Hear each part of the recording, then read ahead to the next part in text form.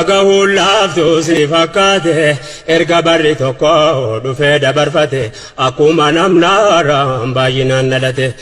Nambeekatu deemee duniyaarraa fe'ate jiru kontoraataa guyyaan isaa raawwate yoo tole sammaate hojii ofii fudhate. Mana lamaan keessaa tokkuma dhuunfate meeqaaf qabriin caffee jannataa itaate ni'imaa keessa ciisee kan aara galfate meeqa kan qabriin isaa boolla biddaa taate hundinuu wamaduun yaarratti jaarrate hadiisa dubbate kan qawlee dhugumaa natamannaa liqaaka bisalaama.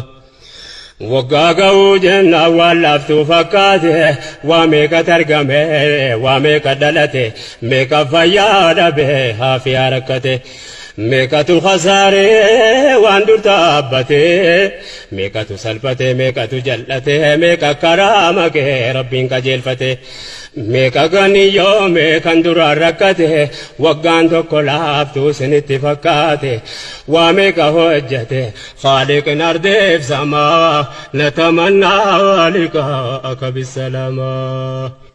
Assalaamu alaykum yaa ummata keenya kan dhihoos kan narraa fagaattan jireenyaan waliin nu haa milkeessu gaa rabbiin keenya. Rabbiin nuuf tolchuu itti gala keenya akka deemnu faana ergamaa rabbii keenya.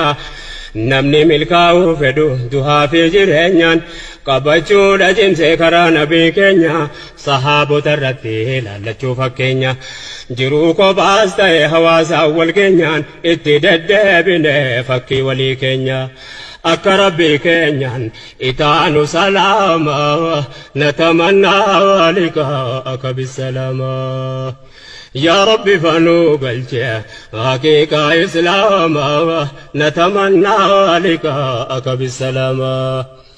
قالني كان ربي كان خالق كينيا سينا أمة غاري تكسي هران كينيان كان أفمدي جنة ربي فارساتينيا وانني نولا في سيقرى ولي كينيا نولي خيري دوري هرهماتينيا.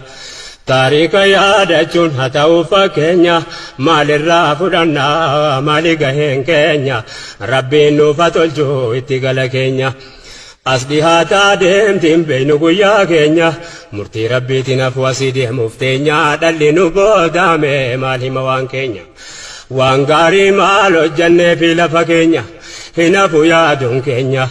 يا أمة إسلام نتمنى لقاءك بالسلام. ستي من يا الله